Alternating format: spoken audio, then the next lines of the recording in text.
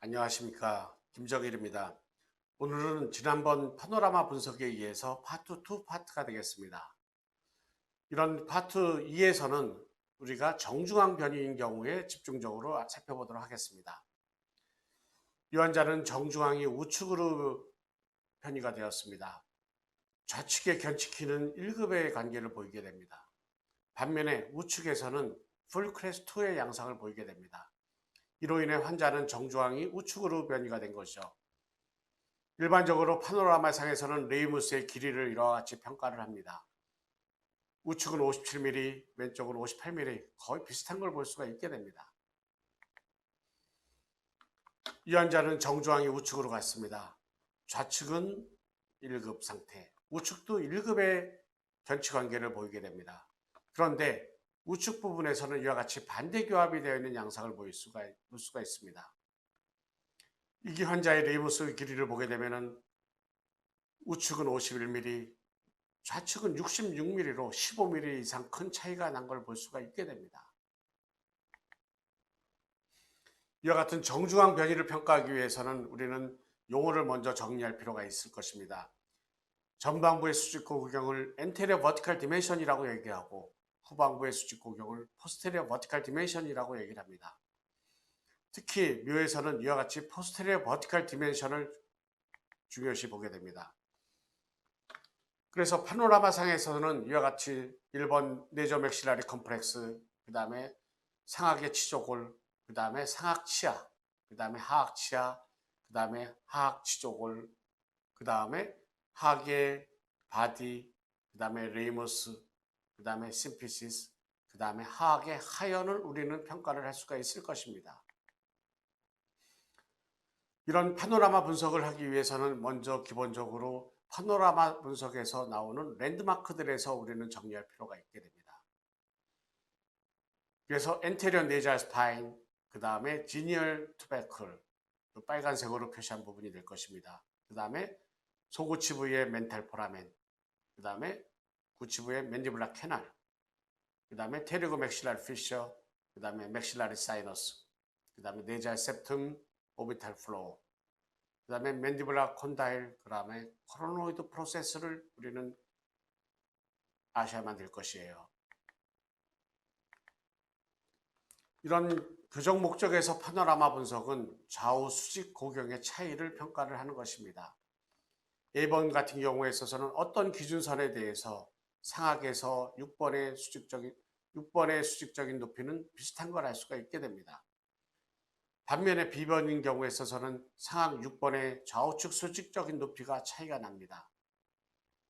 이런 경우에 낮은 쪽으로 이와 같이 이동이 되는 경우를 정중앙은 이와 같이 이동이 될 것입니다. 이와 같이 낮은 쪽으로 이동이 된 정중앙이 편의된 쪽을 시프트 사이드라고 얘기를 하고 반대쪽을 난 시프트 사이드라고 얘기를 합니다. 먼저 우리는 이런 기준선을 먼저 설정을 해야만 될 것입니다. 이런 기준선은 이와 같이 테리고 맥실라리 피서의 탑을 결정을 하든지 아니면은 좌우측의 오비탈레 포인트를 연결한 선을 우리는 정할 수가 있을 것입니다. 그래서 이 기준선에서 그 다음에 상악의 6번의 메조 바칼 커스프까지의 수직적인 거리를 우리는 평가를 할 것입니다. 또한 하악의 정중앙, 그 다음에 바디 랭스를 평가를 할 수가 있게 되겠죠. 이 환자인 경우에 있어서는 좌우측 상악의 6번의 높이는 똑같습니다. 그 다음에 레이무스의 길이는 우측은 57mm, 왼쪽은 58mm, 그 다음에 바디 랭스는 좌우측의 차이가 나는 걸 볼 수가 있게 됩니다. 이 환자인 경우에는 정중앙이 우측으로 편의된 환자였습니다. 수직적인 높이를 보게 되면 상악의 우측의 상악 6번은 42mm, 왼쪽은 49mm를 보이게 됩니다. 이는 왼쪽 부분이 더욱더 정출된 것을 의미를 하게 되겠습니다. 우리가 일반적으로 물이 높은 곳에서 낮은 곳으로 흐르듯이 교합도 마찬가지로 흐르게 됩니다. 왼쪽이 높기 때문에 오른쪽 낮은 쪽으로 정중앙 편의가 될 것입니다. 그래서 레이브스 하이트가 우측은 51mm, 왼쪽은 66mm를 보이게 됩니다. 또한 이 환자의 경우에는 바디 랭스도 좌측은 100mm, 우측은 93.5mm로 짧은 걸 볼 수가 있습니다. 그래서 이와 같이 파노라마 분석을 하기 위해서는 먼저 우리가 필요한 랜드마크에 대한 정의가 필요할 것입니다. 이는 셉에서도 같이 사용을 할 수가 있게 됩니다.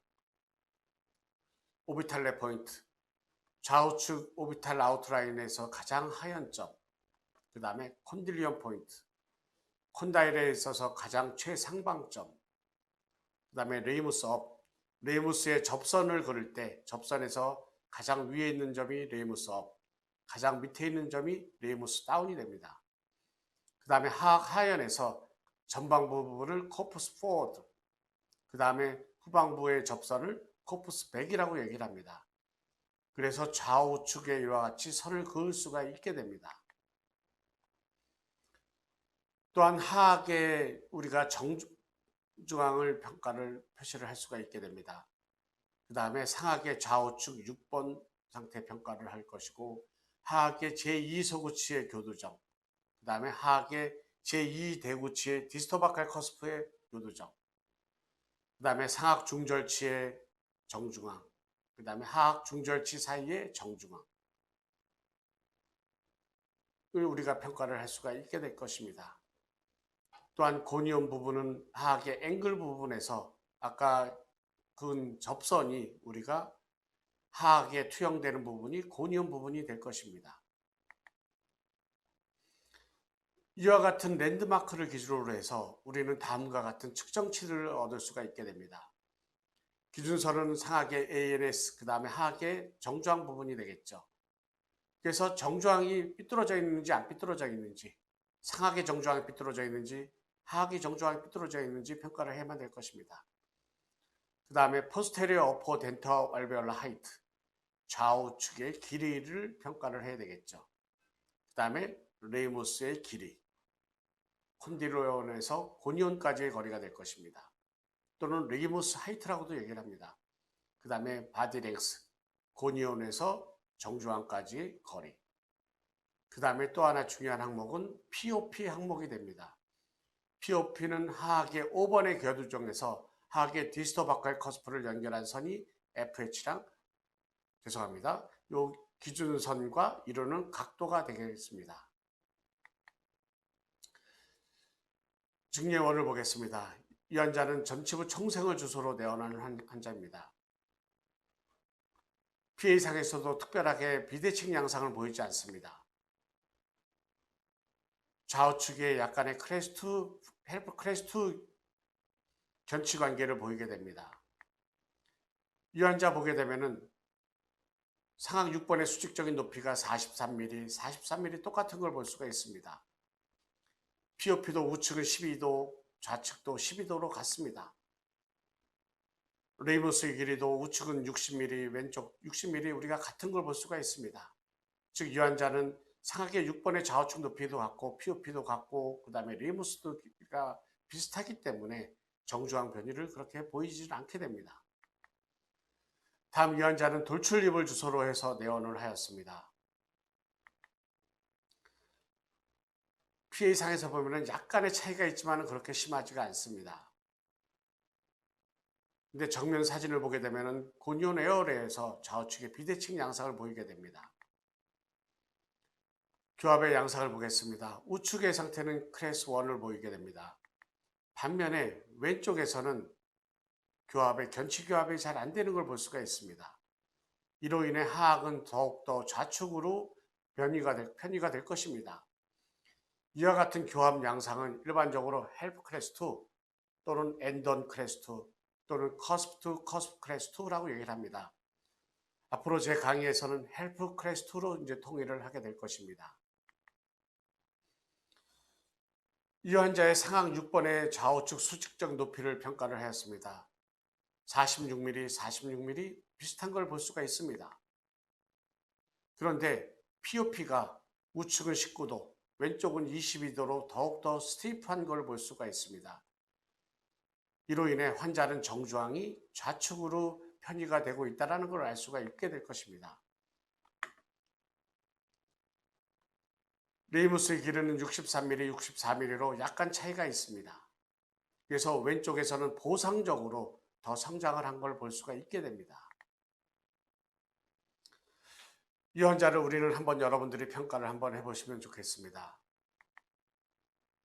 좌우측 오비탈 라인을 긋고 여기에 직선으로 상하 메지오바카이 커스프까지의 수직적인 거리를 재게 됩니다. 이 경우 거리가 보통 52mm가 됩니다. 그리고 이 환자의 경우에서 레이무스 우측은 72mm, 좌측은 69mm가 됩니다. 바디렉스는 110mm, 111mm 거의 비슷한 양상을 보이게 됩니다.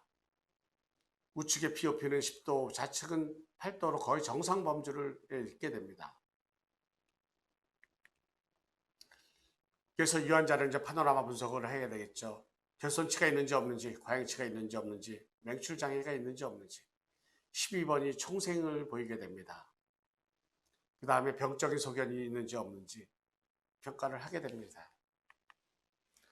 그래서 이 환자는 12번이 이와 같이 안쪽으로 들어가 있기 때문에 하악의 정주항은 정상이지만 상악의 정주항이 우측으로 변이되어 있는 것을 볼 수가 있게 됩니다. 이 환자는 이미 오비탈레 포인트에서 차이가 납니다. 이 환자 보게 되면 우측의 경우에 49mm, 왼쪽은 54mm로 상악 좌측 부분이 더욱더 정출된 것을 볼 수가 있습니다. 레이무스 하이트는 우측은 68mm, 왼쪽은 70mm로 우측이 좀 짧은 양상을 보이게 됩니다. 중요한 사항은 POP가 되겠죠. 우측은 21도, 왼쪽은 12도입니다. POP 다음에 셋 분석에서 POP에 대해서는 자세히 얘기를 할 것입니다. 이와 같이 차이가 나기 때문에 정주항은 더 값이 큰 쪽으로 정주항은 편의가 될 수밖에 없을 것입니다. 이를 보상하기 위해서 우측의 바디는 더욱더 길어질 수가 있게 될 것입니다. 이 환자의 경우에 있어서는 하악의 정주항이 우측으로 편의가 되고 이는 우리가 POP가 더욱더 스티프한 것을 보면서 알 수가 있게 됩니다. 그래서 이 환자의 경우 보면은 입술이 이와 같이 캔틱이 되어 있는 양상을 볼 수가 있게 됩니다. 우측에서는 반대 교합은 보이지 않습니다. 그런데 상악이 약간 좁은 양상을 보이게 됩니다.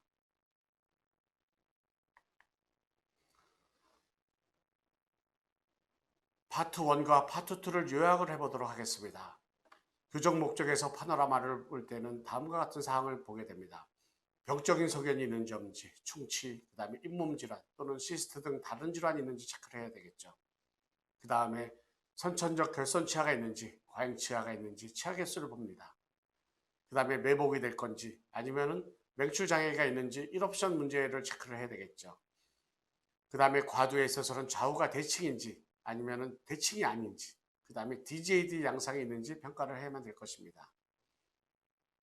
그 다음에 포스테리어 어베이러블 스페이스를 평가를 해야 될 것입니다. 그 다음에 상하악의 제3대구치의 바르기, 치아 크기, 그 다음에 석회 정도, 그 다음에 앵귤레이션이 좋은지 평가를 해야만 될 것입니다. 그 다음에 사이너스가 뉴마타이제이션이 있는지 없는지 평가를 해야만 될 것이죠. 그 다음에 정주항에 있어서는 상악 6번이 포스테리어 어퍼 덴토 알베올 하이트가 수직적인 높이가 어떤지, 그 다음 레이무스의 길이 및 경사도가 어떤지, 그 다음에 POP를 평가를 해야만 될 것입니다. 경청해 주셔서 감사합니다.